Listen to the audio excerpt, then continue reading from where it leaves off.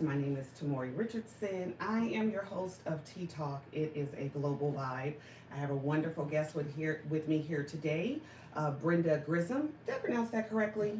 Grisham. Grisham. Ooh, child, I will mess up a name and be mad if you mess up mine. I apologize, y'all. Grisham. Yes. Okay, I'm gonna get it together. Well, thank you so much for being here with us today. I appreciate it. Thank you for having me. Awesome. Wonderful Saturday. You guys, tomorrow it's supposed to rain, so don't get all excited about today, but you better get out because tomorrow you're going to be indoors. We have a wonderful, wonderful discussion that we're going to be having with Brenda in the second part of the show. But as usual, we are getting ready to go over entertainment, what's going on in the news. And I told Brenda she's more than welcome to jump on in and have some conversation because we got to talk. Listen, I know y'all tired of DEI, but DEI ain't tired of us. So we got to keep talking about it. But again, happy Saturday, everyone, and welcome and thank you for joining us. We are on Power 88.fm for those of you that are live on the radio and out there in YouTube land. Thank you for continuing to show us, show up for us. So just to kind of go over what's been going on in the news, there's been conversation about the Trump administration and Doge, right? Now, you guys know I don't take a stance on none of this. I'm Switzerland, unless we try to take Switzerland over because we want Greenland, you know. You gotta be next. But I'm just saying, I am Switzerland here. But, Doge has been going through making a lot of cuts. They've been going through now, mind you, we've got a lot of waste in this country. We've got a lot of waste. We've set up a lot of departments. I don't know about you guys, but you go into a federal building, you got 18 security guards with a notepad and a pack of gum stopping you at the entry. You got to go through all kind of devices, and you got to do all of this. And then you get there, you got bad attitudes, this, that, 35. So I understand we need some cuts going on. But I think what should have been done, and I talked about this on another show, is how do you go about doing that? You go and you make assessments and you look at what's going on, where the waste is, and how. Because what's happened is now we have taken and they've had to hire back people they fired because when you don't know all the layers and you don't know everything that's going on, you're cutting off people that you need. Yeah. And so he's done that with Social Security. He says Social Security is a Ponzi scheme. Well, Puddin', you don't need Social Security, okay? It might be a Ponzi scheme to you, but to regular folks, They need it. they need it. My mom's on Social Security, and even though she's well established, that Social Security check is still a part of her income with her retirement, and she's worked hard for that. And so guess what? People didn't get their Social Security checks that they should have gotten. And I think it was the Secretary of State, I think it was the gentleman, I don't have his name offhand, that said that only fraudsters are worried about their checks. The caucasity. People, we have to do better. But I will say this, one thing that is very enlightening about this country is that people have taken to the streets. They are, and I don't condone any type of violence, but they're tearing up the Teslas. They're tearing up the Tesla factories in protest and in solidarity with not wanting Elon Musk. Now, that's not the way we should do it in a civilized society. That's not what you do. But I think protest has always been a form of civil disobedience. And when you are unhappy with something and you can't control the system and the system is not listening to you, this is what people have utilized. I don't know if you heard April the 5th, they're having, it's not the Million Man March, but it's the Million Person protest to the Trump administration. So they're asking every major city for there to be an overpreponderance of protesters. And there's a black movement to stand out on that day and not show up and not attend. I don't know if you heard that. Well, I heard somebody say something about only shot black or on the 5th. I didn't know what it was about. Yeah. So this is in opposition, and there's been a huge black backlash, especially from black women. And someone was saying, well, black people at an overage, a preponderance of amount supported Trump. That's not true. 20% of black men supported Trump, not black women. Now, I've been very clear on this show that I am not Democrat, I'm not Republican, I'm very conservative independent, and I didn't vote for either, period, point blank. Right. But I think that there is and has always been an expectation that black women will come in and save the day. And so, Always. always. And so, black women are like, we tired. We taking off our shoes, putting on our Crocs, and kicking up our feet. Right. Because they're saying, listen, we told you, and I wasn't going to vote for Kamala. I'm not going to lie. I didn't hear any points or plans or anything that made me think I was going to check her box. And I'm not supporting you because you black and because you have breasts. I got them too. I'm not impressed by mine. I'm not going to be impressed by yours. I'm just saying. But did I think she's a very capable, intelligent, competent woman that can probably do anything? Yes. That just didn't come out in the election for me. And I wasn't going to support Trump. I wasn't going to vote for him either because same thing, rhetoric. Right. Now, I didn't know he would get in. Now, his first term, he cared nothing about black people. He was just firm on the Latinx, Hispanic, Mexicans, that there was a huge push towards them. I am shocked he's spending so much time focusing on attempting to dismantle black history. And so I was really shocked about that. And maybe I shouldn't be. So April 5th, I can't tell anybody what to do. I'm not advocating for or against it. I won't be out there marching for a plethora of reasons. First off, I have plantar fasciitis. I'm not going to be out nowhere marching. Let you know, not today, Satan. But whatever you decide to do, if you decide to go out there or not, I certainly can understand not going out because I don't think they understood that DEI wasn't anything that helped black people. And you've just now messed with white women. And so now white women are feeling it because you're getting fired. You're losing your jobs. Right. Now, the immigrants were helping with your farms. There's a guy on YouTube that's saying, don't you care about the farmers? And people were like, nope, you voted for somebody that told you we are getting rid of illegal immigrants and you need them for your farm. Right. So you wanted to be working at Walmart. So happy birthday to you and good luck on that. So just everybody, listen, and I'd love to hear after the 5th on our next show if anybody's gone out there to let us know what it looks like. I know some people that are going to be very progressive that are going to be out there, so I'd love to hear about what that looks like. But it looks like it's probably not going to be as many people of color, so we'll see about that. Moving on into our other news, we're jumping into the DEI area. I know some individuals that work with colleges that are getting letters from the Trump administration about programs that are deemed to be DEI or programs that are deemed, they don't know, to be biased. There is a misconception out there in TV land that if you are black, you couldn't have got it because you're smart. And I want everyone to go back and look at real inventions in America. Real progression in America was not done by just Anglo-Saxons. It was accumulation, and that's one of the things that they say has made America such a great melting pot. It really does, because that means that everybody has their hands in making something and doing something here. The world wasn't created by white Americans. It just wasn't, and that's not even feasible to even have that kind of storyline. But taking things and attempting to erase a culture, or thinking that every school has critical race theory, which it does not. And listen, I used to train and facilitate DEI, and DEI went from being something that was for everyone, that was created to support everyone, to turn into something that was us versus them. And I don't do us versus them. So it wasn't something that I wanted to be a part of. But what we found is 62% of white women have benefited from DEI benefits and the programs that have gone in place in black and brown people. So we don't lose anything if you take it away. You're just taking more opportunity from corporations not continuing to have white men in these positions always and only. And now you've made it so that white women won't get them either, because now you're telling them, listen, we're going to roll back all this stuff that made us civilized and decent people, and we're taking all of it away. So, it's very interesting where we are in today's society, where we are in America. But, this is the world, and this is what people voted for. So, good, bad, or indifferent, this is what we have.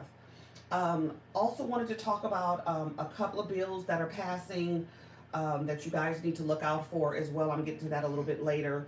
The governor's race for California is coming up in 2026. I cannot say this enough. I cannot talk about it enough, but I do. So you probably say you can't talk about it enough, but I didn't. I don't. I won't. right? You guys need to get alert and aware. We know the federal government is a heap of hell, right? But we need to focus on California. Right now, California is the largest state with a homeless population. And last year, $24 billion was put into California. And guess what? Nobody knows where the money is. I'm like, with all the nonprofits that we have in Solano County alone that say they got the answer and don't seem to find the answer, that we doling out money for, it's ridiculous. And I'm like, and then this administration is taking away from the veterans. But I thought we loved the veterans. We don't like them no more. I mean, just let me know. Send me a note. We don't like them no more. It's astonishing. We need to make sure that the next governor coming in, that we have somebody that's going to do some great. They're going to advocate for everyone. So please, let's stop supporting the black woman, the black man, the white woman, the white man, because it's a part of your your ethnicity. That's not getting us anywhere. Because I can tell you in Solano County alone, and that's all I'm gonna say. So anyway, California 2026, the governor race is coming up, and I can tell you from the list of about 8 people, I wouldn't vote for more than half of them.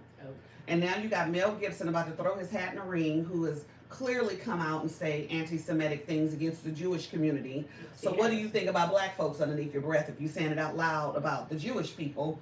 And he should not be able to hold a seat either. Like, we really have to do this stuff like this is a real job, and be prepared to have good, capable, qualified people in these seats. Right. So do your research. Look at who, type in 2026 governor's race and see who's put themselves in. I know there's a push already for Tony Thurmond. I've met him. I don't think he's governor material. I'm not saying anything negative about him, so if anybody gets this back to him, don't send me no email, no text message. I ain't read it. I don't care. I'm just saying, I want to see more than you being black. Right. For me. That don't mean anything to me. And I want to see you more than being something superficial. Show me your plan. Show me how, show me what you're going to do. And we have to ask those questions. So, get involved. Go to your city council, you guys. The federal races, yes, we are losing some benefits here close to home because we are reliant sometimes on federal resources. And we do need that in the Department of Education. But we have the state. California Department of Education. So our kids are reading no better with the federal than they're reading with the state. Just ain't reading. I'm like, how are you screaming about the education and we have like the dumbest, what are we doing? Yeah. So pay attention, know who's going to be coming in here, and then go for what you know. Also, if you didn't know, I want everybody to go and check this out. There is a California website for unclaimed property. And I just recently got a check for $800 and some because I didn't know that I had left some money someplace, and a company sent me a letter and said, hey, listen, you've got this money sitting here and the attachments of it. And they said, listen, we'll help you do it. You can do it yourself. You don't have to have anyone help you. But I went ahead and had them help me do it, and I got it back pretty quickly. But they said that California has about $14 billion of unclaimed property. What website is it? Right. Get on, listen, I don't have the paycheck right now. I'm telling you, somebody done died. It's with the California State Controller's Office. And this is where I'm going to give Malia Cohen a little bit of props for this, because she's only been in office for a couple of years, right, and this information is popping up. That means that this has been gathering up for years, and we haven't been really alerting people to it. And she pushed it out. They said it's bank accounts, safety deposit box contents. That means if you have a safety deposit box somewhere from that bank heist that you did, and you waiting for time for it to get away, they already went in there and counted up your money, and it's up for it, right? It's over there. It's already over there. Stocks, mutual funds, bonds, and dividends, uncashed cashier's checks, and money orders. Because do you know, if you don't cash, or somebody doesn't cash that money order, it goes back. It's only good for a certain amount of time.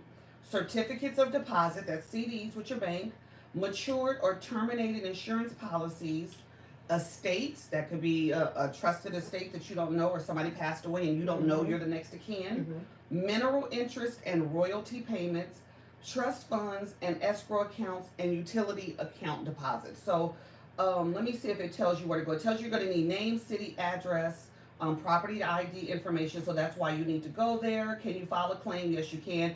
You're going to go to the California State Controller's Office, or just in your Google bar, type in California unclaimed property. And you go there and you find out. They said it takes 180 days for it to be processed. And you go there and you find out if they got anything. Use every maiden name, because I've been married a couple of times, so I've had to use. Child. I was like, let's see what he was good for. I should have known nothing. Did he leave me something? Right. We said they're still alive, so there we go. So check that out and see if you guys have something. So Power88.fm, we're going to get ready to take a break from live radio. We have an ad that is going to be coming up. On YouTube, we are still here with you. And we will be taking a break in momentarily from the live radio show. But check that out, everybody. It's very important news that you need to know and you need to stay caught up on. Most importantly, make sure that you are consistently finding out what's going on with the various different bills. I think that's so very important, and so forth. I don't know if you guys have been looking into the California fires in Los Angeles. I've been watching it.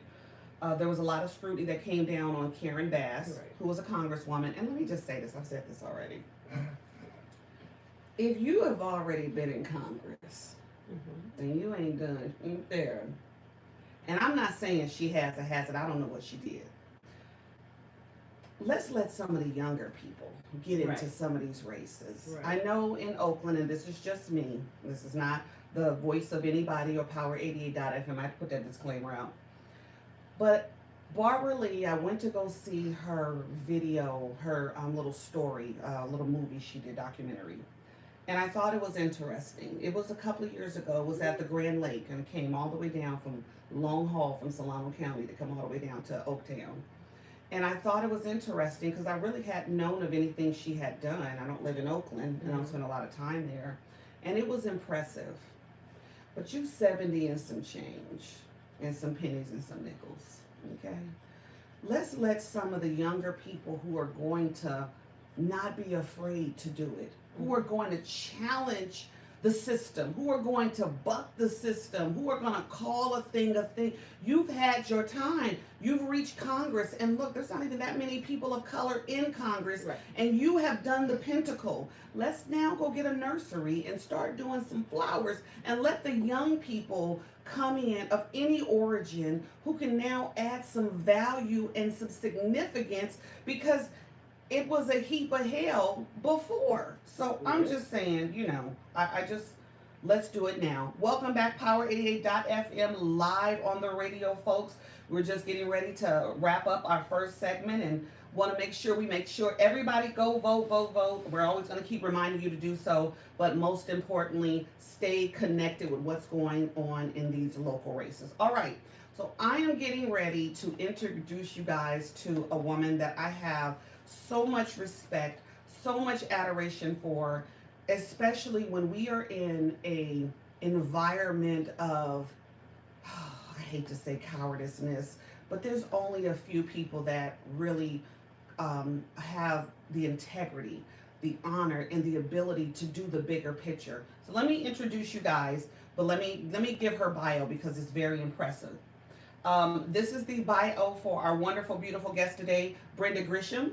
Look at that. Won't he do it? Won't he do it? She is from Oakland, California, where she was born and raised by a single mother. She has 3 children, Deshonda, Christopher, unfortunately, who was deceased, and Janisha. Did I pronounce the first name right? Deshonda. Okay, very good.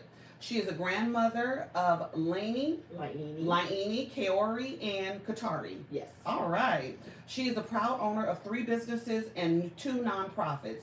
She is a minister of music of the 7th Avenue Baptist Church, where she has been a member for 58 years. And let me tell you, don't look a day over 30. Don't play with her. Now. Ooh. 59. Don't look a day over 30, y'all. Y'all know black don't crack. All right. She is a community advocate, no doubt, even more than that. She's provided services for victims of crime. She advocates for families that are going through the court system. And as an advocate, she assists families after they have lost loved ones by assisting them with the VOC application, if they qualify for the services, and how they need to navigate during this most traumatic time. She is director, of the Christopher Lavelle Jones Foundation Incorporated, the executive director of Their Lives Matter Incorporated, and the owner of True Blends Beauty Bar, upscale financial solutions and independent financial solutions. She provides support for human trafficking as a therapist for Love Never Fails Incorporated, and she is an executive board member of the Violence Prevention Coalition, Family Support Advocates, and the chair of the Gun Violence Subcommittee for the VPC, and she also serves on various boards and nonprofits within the Bay Area. Her team has traveled to Washington every December to address gun laws and background checks. And is one of the principal officers of SAFE, who successfully recalled former District Attorney Pamela Price. She has received many awards: Live Your Dream Award, the Spirit Community Service Award, Frontline Warrior Keeper of the Culture Award, the Oscar Grant III Foundation Community Service Award, Green the Church Green Guardian Award, Black Excellent Humanitarian Award, and Community Service Award from the Gaddafi Washington Foundation. Safety and accountability is the focus of her work that she does in the community and in the memory of her son, Christopher. She is grateful to have been his mom for 17 years, and she is hoping that his legacy will live on long after she is gone. And let me tell you, this is an example to our community. Welcome, Brenda. Thank you so much. I mean, that is amazing. That is selfless. That is not someone who is promoting self, but looking to make sure that everyone has access to an opportunity. So first, thank you for what you do, because you're in Alameda County, I'm in Solano, but trust me, it trickles down. It trickles, so thank you. So tell the audience a little bit about yourself. We want to hear a little bit more about what really got you. We know what your bio is, what has gotten you into this work, because your passion can only be touched a little bit in your bio. What got me into the work was the murder of my son, Christopher Jones, December 31st, 2010. And also my oldest daughter, Deshonda, was shot as well.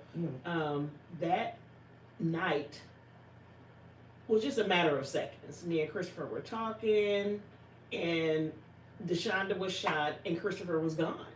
And so that propelled me into something different. When I went to Highland Hospital and saw all of the people that were there, this was before I even know that he didn't make it, that were there and that were affected.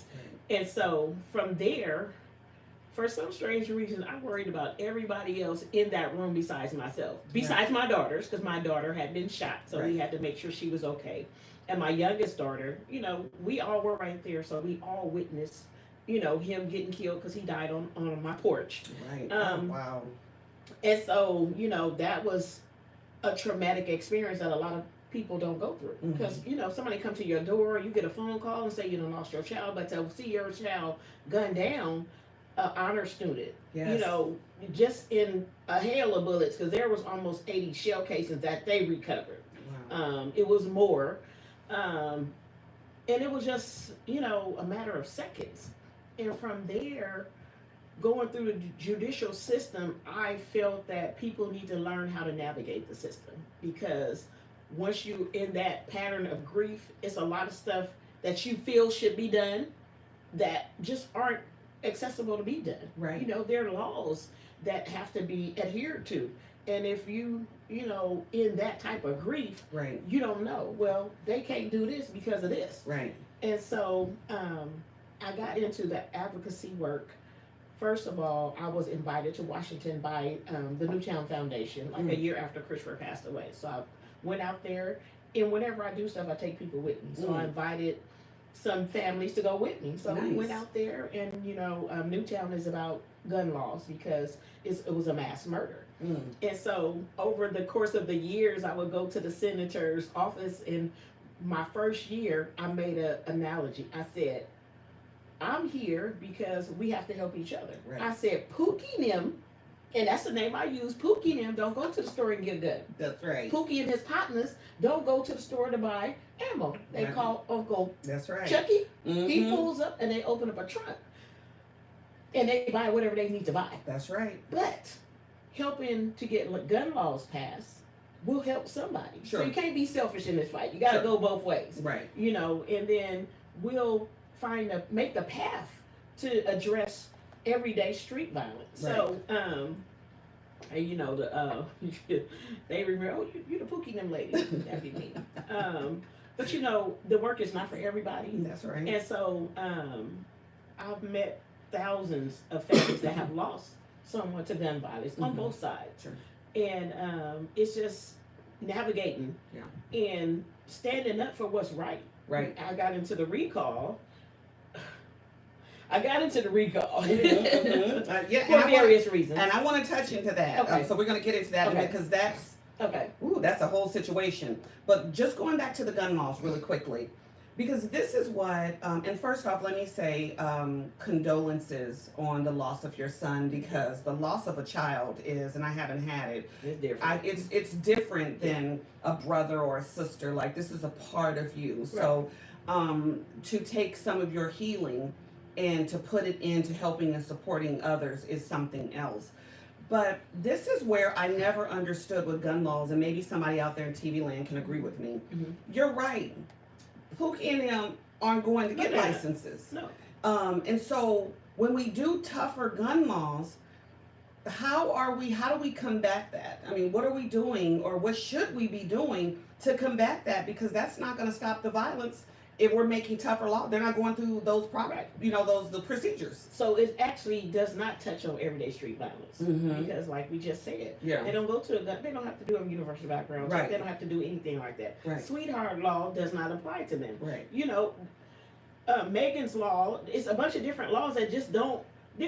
No laws Right. Right. touch on what we have going on. Right. So within the last few years, we've been asked to kind of, create a bill. Mm.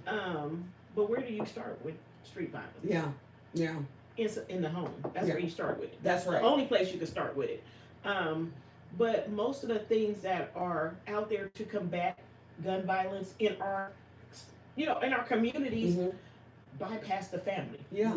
They try to Always. step into a place that's already filled by a mama and a daddy. Thank you. And then you don't go back and check on the mama and the daddy. The mama and the daddy. When Christopher passed away, I had a young man, and I still have the letter. He wrote me from prison. Mm-hmm. And he was a gang member, and he was in there for life Mm-hmm. because he was involved in a couple of murders. Right. And so he apologized to me for the part that he played. Yeah. But what he said that I never forgot, he said what goes on is, this is how I feel. He said, you take a you take a clean glass, put it in the mud, turn it around, pull it back out, rinse it off, but then you put it back in the mud because you take those kids and try to fix them, and then you send them back to the problems because they got to go home every day. Yeah. If the mama and daddy are fighting it's domestic violence, you could, for the 5 hours, 10 hours, however long they be outside the house, you can fix them all you want to, but they still got to go back home. So you got to touch the mama, you got to touch the daddy, and then go from there. But nobody does that. It's a family unit. Yeah. Yeah. And this is something that I have been saying, that mentoring is not effective. It's not effective because the mentor doesn't have the time and energy to spend and put into that kid. Right. That's just the reality. Mentors have their own families. But there is a mindset, and I think this comes from people not wanting to deal with adults. Or we'll just deal with the kids. Right. But they love the mom and daddy. Don't matter if he's a crackhead. Don't matter if she hooking on the streets. Right. They love them Right. in their true form. So if you don't go pull them up, and black boys more so than anything, I have a son, even though he's 19, they love their mamas. And they not leaving their mamas behind because their mentor said, I can show you this. Well, good for you showing it, and I'll take whatever you have to offer. But my mama. I'm going back into that culture. Right. The culture has to be changed. He is 8,000% right. And until we want to help the family unit, like you said, we're spinning our wheels. Absolutely. Yeah, I agree with you completely. Now, the recall, because that touched us all the way over into Solano County to a certain It extent. went all the way to Washington. Ooh, When I went child, to okay. Washington. It bypassed a little old 707. Oh, okay. It I was very impressed because what is so interesting, those that could see on just the outside the trouble that Oakland had. Now, listen, Solano County is not a utopia. And we have, Vallejo probably has more crime than the county as a whole because I live in Vacaville and it's a different place to live in. Mm-hmm. But we could see all that was going on in Oakland and could not understand, even with the laws and Prop 36 being that, you couldn't, it doesn't matter. Right. It just seemed like the criminals was running wild and doing whatever they wanted to do in the street, dragging people out at stoplights and there was more releasing than anything. Please tell us how that recall came about, because I was impressed to hell. Because I believe in a recall. They already know. I believe it's your best friend. You ain't gonna finish your term, nothing. You getting up out of here. Tell us how that came about. We've never had a recall ever in Alameda County. Wow. Of any, definitely not the district attorney, not the mayor. Yeah. I don't think anybody. They might have tried to. Yeah. Because it's very hard work. Oh, it is. It's a lot of hard work. A lot of money. A lot of money. Mm-hmm. And I don't know why people think you can do all this stuff for free.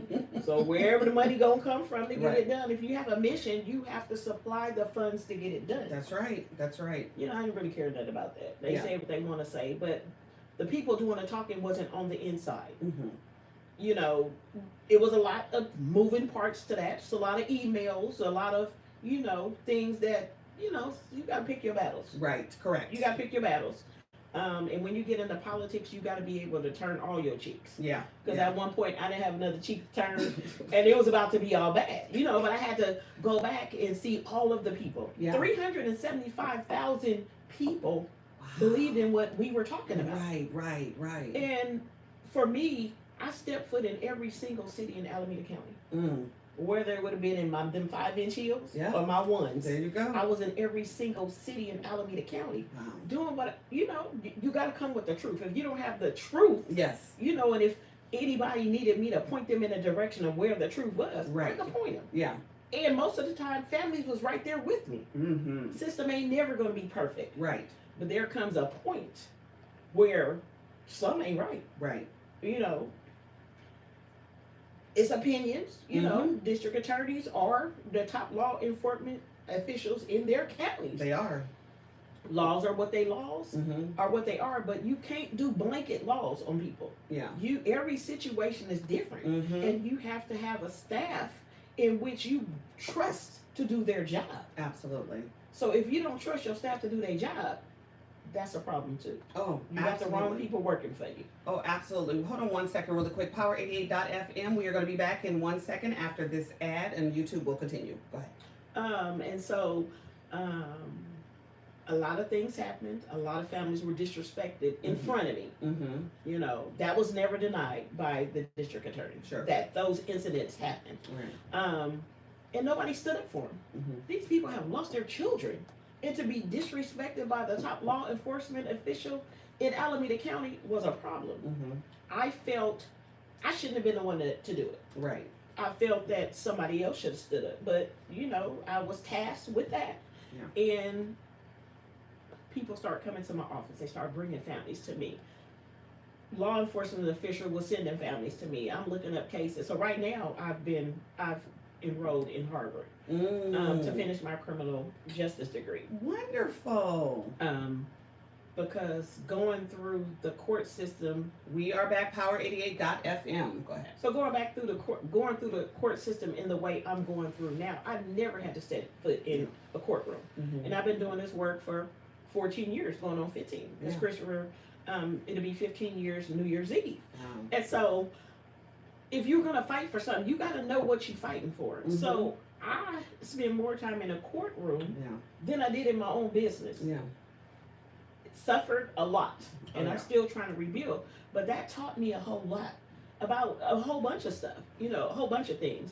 How when, they used the term soft on crime, that was actually a fact. I sat in court, Department 11, Department 13, Wiley Manuel, Renee C. Davison. When I walk into Echo J, hey, Miss Grisham, how you doing? That don't make no sense. Right.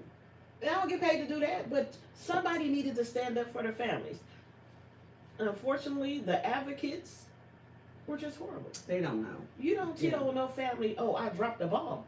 And resentencing cases are just going on. I mean, they were just going on frequently. I had a family call me, a lawyer called me from a whole nother state, whole nother country, pretty much, on Friday and asked me to go to court with this family. Wow. Never met him. I said, okay, send me the motion, send me the victim witness statements, and over the weekend, I reviewed them. I walked into the courtroom. I mean, went to the courthouse, and I met him in the lobby. Wow. I mean, and we bonded from there. But they had just found out that the person that murdered his brother and her brother-in-law was being resentenced. Okay, so he was on meth.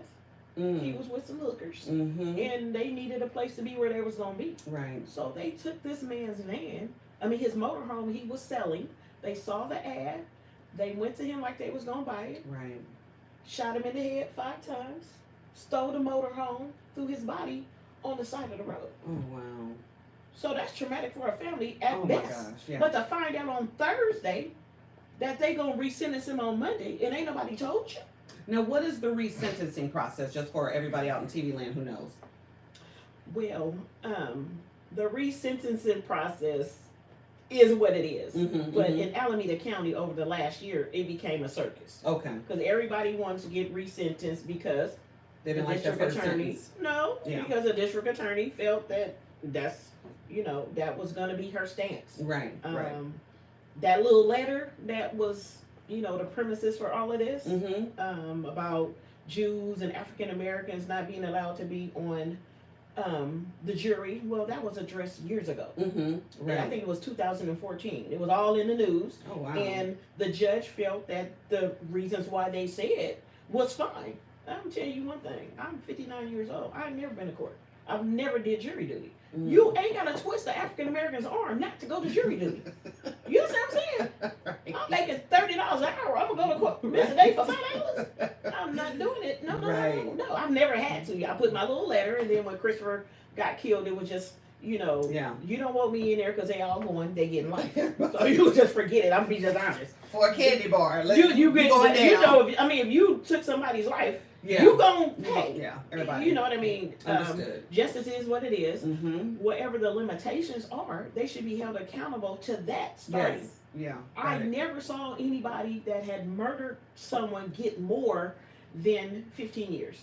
Now, let me ask you a question, because there is a conversation, and I was having a conversation with someone about murdering sentences, because there was a law that happened. I have a cousin that's in prison in Louisiana, and he murdered 3 people, or 2 people, and he did it before he was 18 years of age. Right.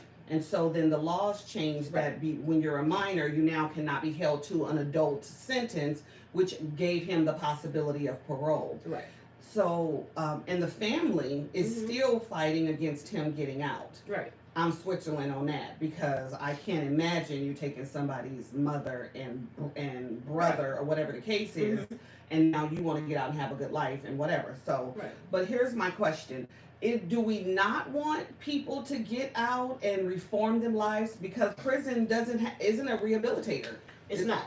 And that's a problem as well. But you want them to be held accountable so they understand that something happened. Right. You took a whole life, but you have time to fix yours. Yeah. So if I have cases that went through the juvenile court, I have a young man that killed 3 people in a span of a month. Wow. And he was not sent. He'll be out by the time he's 25. But you got 3 families impacted for life. Yeah, because what they were doing during that period was, I have another family where the same person killed 3 people. So I know the mom of one of them, and I met the grandmother of the other young man by going to court with them. So he was not held accountable. For one, she dropped the charges because she was mad. And she dropped the charges because she was mad at the mom for going, you're not going to diminish the life of my child by telling me this man is already in jail for a murder. Right. I'm going to sentence him for y'all murder, But those other 2 murders are going to run concurrent to the first murder, and he's not going to get any extra time for killing your child Right. or this person. Right.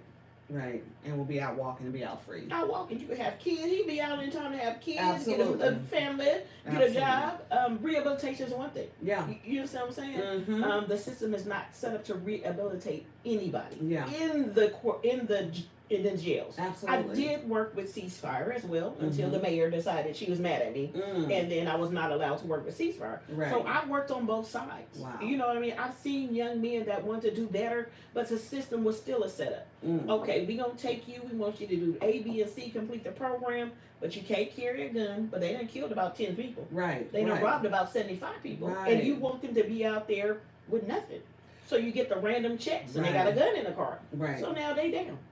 You know, part of what I thought with the ex-DA Pamela Price is I thought maybe some of this is that because the systemic racism that has happened within the judicial system for so many years, over processing, over penalizing, over criminalizing, over sentencing, especially black men, that maybe as a DA, this was maybe, and this is just me saying, I've not talked to her, don't know her, but maybe this was her way of thinking. She was correcting some rights, not being so hard. But what you're saying is there wasn't a balance here, though, because we didn't teach any lessons that wrong is wrong and right is right. So I had a conversation with her in front of 15 people. And what I said was,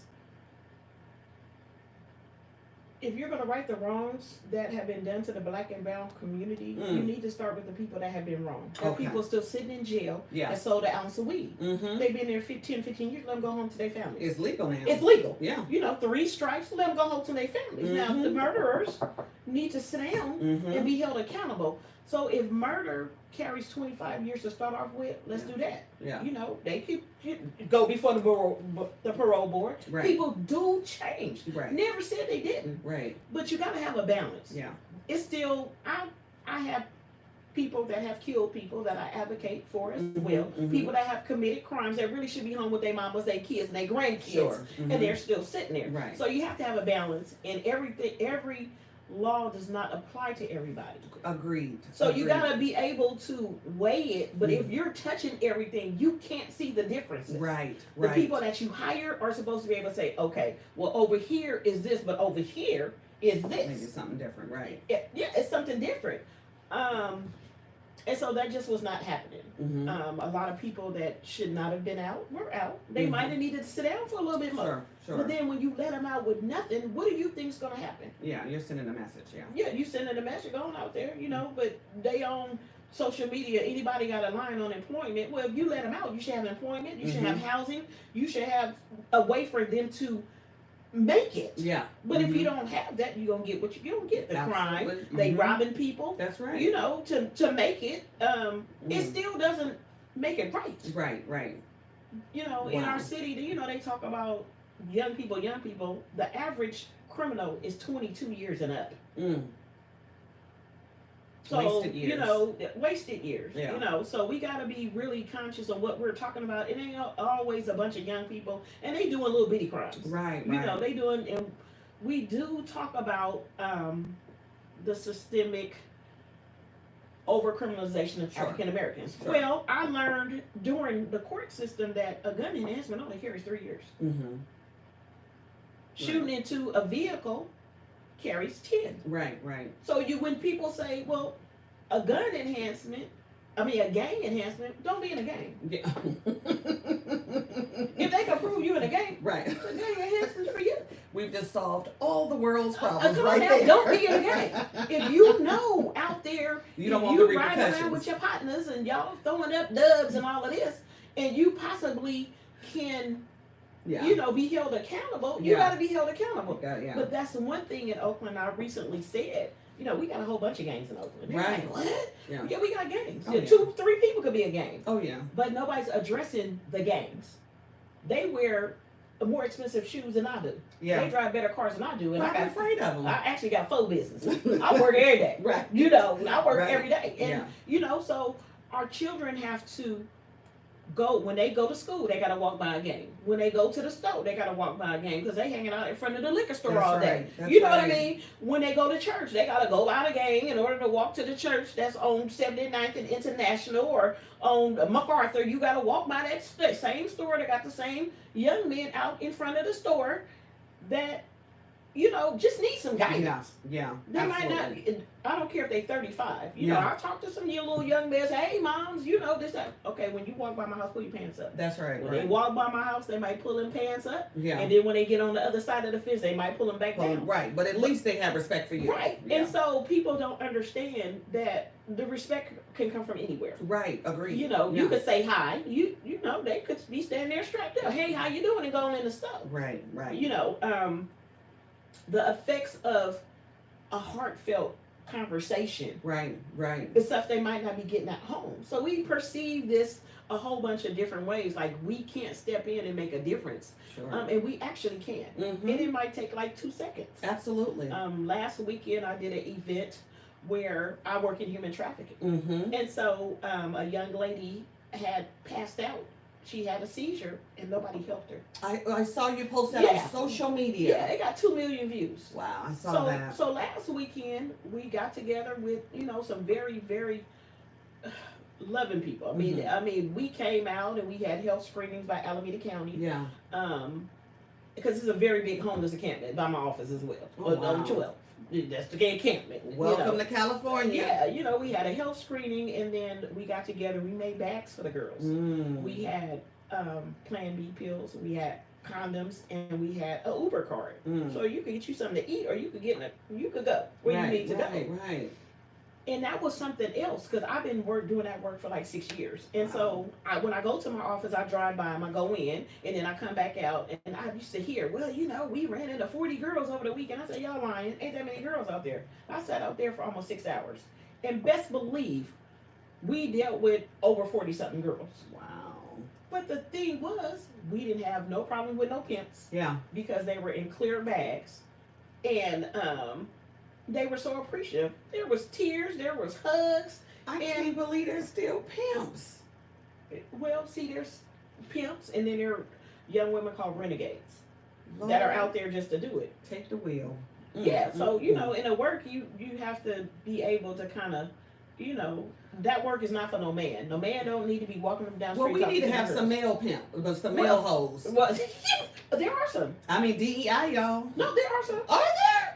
Yeah, child. Yeah. I mean, it's horrible. It's horrible either way it go. I don't mean to make light of it, but the work is universal and it's not for everybody, but everybody can play a part. If you know that your friend's son is out there with the shenanigans, sit your friend down. Yeah. I'm sure they got brothers, uncles, cousins, grandfathers, Well, we don't. A lot of us don't though. A lot of the disenfranchised community no longer has the grandmother. They've killed her off with heart attack and a stroke. Grandmothers is my age. We still got that's right. I got 3 grandkids. I keep forgetting they 40 now. Is younger. You're absolutely right. Going to ceasefire. That's right. And they invite families, and I'd be like, that's the grandmama. Yeah. She holding the grandbaby, the grandson, the baby, the son. They both at the club together, mom and daughter. Right. So we gotta. Yeah. Back in the day when I was growing up, my family was tight knit. We had a very large family. My grandmother had 16 kids. My great grandmama had 18 kids. They were from the South. They got married at 13. And so at least once a month, we had the family dinners at Grandma and Grandpa's house. Right. It's 35 of us sitting on the porch taking a picture. We don't do that no more. We would go to Pleasant Grove every weekend.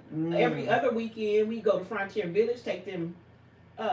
They had report card day. We take our report cards and get in for free. But we did it as a family, and then we come up here, and then we'll go to the A's game. So my family grew up as a big family unit. They don't have that no more. Right. You're right. Absolutely right. And I try to do it with my daughters and my grandkids.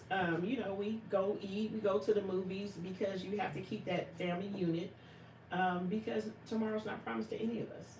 Yeah, you're right. And really the culture that you grow up in is the culture you're either going to thrive in, you're going to do bad in, and that culture needs to be more responsible for the people and the young people that it's rearing up in it. Right. Wow. Whether it be your niece, your nephew, whoever it may be, you as a family member should, try to step in to where you fit in, because that's most important. That's saving some lives. And pull people's coattails, like you said. If you see somebody going down the wrong road, don't just say you're not going to get involved. And I'll tell you this also, influence. I have two college kids, but influence has been one of the worst things, especially for young girls. I know my daughter struggled with finding good, decent friends and having to point out, and people don't want to hear that their friends are garbage, and I'm very matter of fact and direct, so I'll tell you your friends are garbage. But picking up trash, picking up people who have no ability to care about nothing, and now all of a sudden this is your friend, and so now I have to watch what the direction you taking in life. So that's a huge thing too. Making sure that your kids are not associating with problematic people. Making sure it's not. I didn't let them associate with a lot of their cousins. They were trash. And even younger kids. My granddaughter, she'll be 15, but I've witnessed her tell one of her friends, "You need to get help." You a baby. You shouldn't be telling nobody that goes to school with you that they need to get help. Where's their mama? That's right. Where's the daddy? That's they right. should see that their daughter needs help, or whatever she does at the time. Sure. We have just got so far from where a lot of us was brought up, and a lot of that is because the mothers and fathers are younger. They are, than they've ever been before. And so we have to kind of look at the situations that we're in. Look at your kids' friends. Absolutely.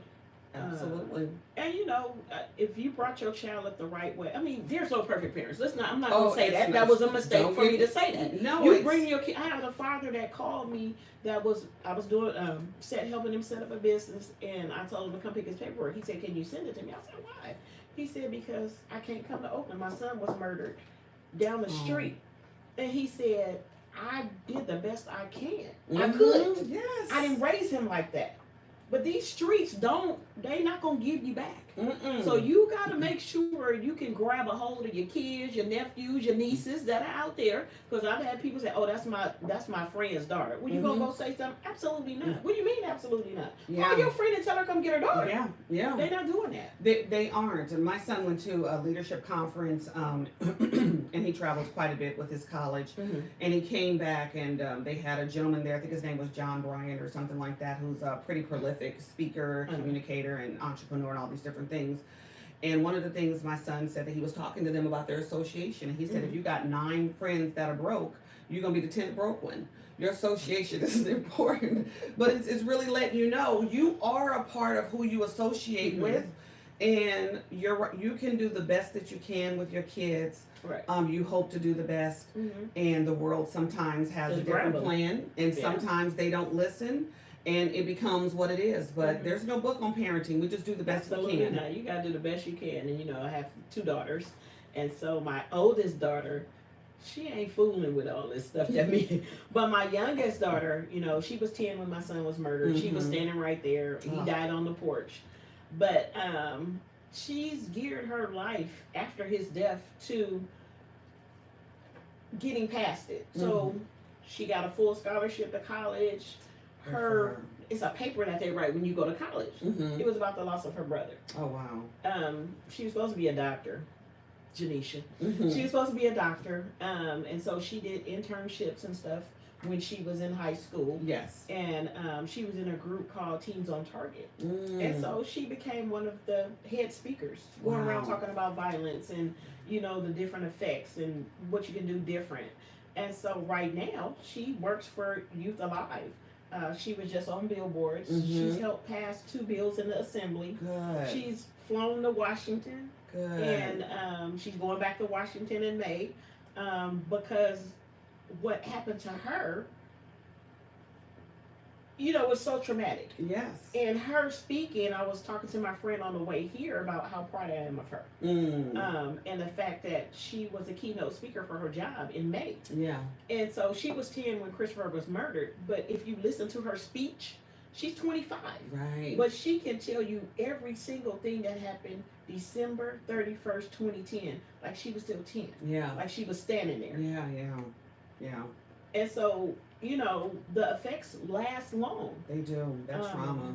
And we have so many families that have been affected by violence. Yeah. So many people that are not getting what they need to help them get past it. I have a lot of families that they ain't talking to you about nothing. Absolutely. Because they lost their child, they mad at God, they mad at their friends. You know, because you have to have people that support you in the right way. That's right. Don't come to my house bringing no alcohol, and you know I done lost 2 of my kids. That's right. And you bringing alcohol and everything, so you gonna keep me drunk. That's right. That's not gonna help me not one bit. That is right. And so for me, like I said, I've been in my church all my life. I came here when I was 2 months old. Mm-hmm. My church and my friends. If everybody had friends like I have, it'd be in my family. Yeah. Girl, I agree. Yeah. You know, you have to have that support. And I was lucky for me and my children that we did have it, and we still do. Yeah. We still have it to this day, 15 years later. My friends, you know. But when you get into politics, ooh, child, it's something totally different. It's dirty and gritty. I keep telling them out there in TV land. If you can't take it, don't do it. Because, you know, I was Chris Jones' mama, but I could have been Brenda. Right. Because at certain times, no, serious. You know, because they going to come for everything. Oh, my God. They coming for everything. And you have to understand that a lot of people in the political landscape are broken. Yeah. And they're utilizing the city council, which is comparable often to a janitor, and these mayoral seats and these. Anyway, right. They're using these as opportunities to feel good about themselves as opposed to working on their trauma, so they have nothing to offer and then inflict pain. I absolutely know politics is a beast, but it's a beast. You have done amazing work. You continue to do amazing work, and I just want to make sure that you give people any contact information that you might have. And it's not only if you need support, if you can support, if you can financially support, if you can donate to some of these organizations, they need that because you give so much of you and don't fill it up and so much of your own resources, I'm sure. How do they get a hold of you? Yeah, not at all. I didn't assume so. Yeah. How do they get a hold of you to contact you? You can go to my son's website, www.cljfoundation, on the web. Or don't Google me. I told somebody that one day, I said, Google me. And then my friend said, have you Googled yourself? I was like, no. I said, I'll never tell nobody else that again because I've been doing this work since. Yeah. And all of it comes, I was like, I did that, I did that, I was there. You know, the work is just tedious. Yeah. And you can't get tired. Yeah. There's no space for it. Yeah, you get, you know, like I said, politics will beat you up. Oh, it will. And if you really figure out who your friends are. Oh my God. It's okay to have an opinion. Yeah. But then words that you be using. Yeah. If you was my friend for 13 years. Yeah. You know, when I'm fighting for something, I'm fighting for something that needs to be fought for. And sometimes you gotta fight in the streets. That's right. When you get them running your mouth, and be like, okay, you can vote for whoever you want to. You can support whatever. Yeah. But then words. Yeah. Watch what you're saying. Because I forget none of that. Absolutely. You know. Absolutely. Want to thank you, Brenda, for being here with us this Saturday. You guys got some good information. Check out Brenda's website, and please make sure that you support. We need leaders and warriors in a community like this. We don't have enough. I want to thank everybody on Power 88.fm that are live. We are also syndicated on iHeartRadio. And thank you out there in YouTube land. You guys go have a good day this Saturday. We're barbecuing a little bit later because Sunday is going to be raining. I'm just saying. So have a happy Saturday, everyone, and have a good week and be good to each other. My name is Tamori Richardson. I'm the host on Tea Talk, A Global Vibe. Bye-bye. Bye. You too.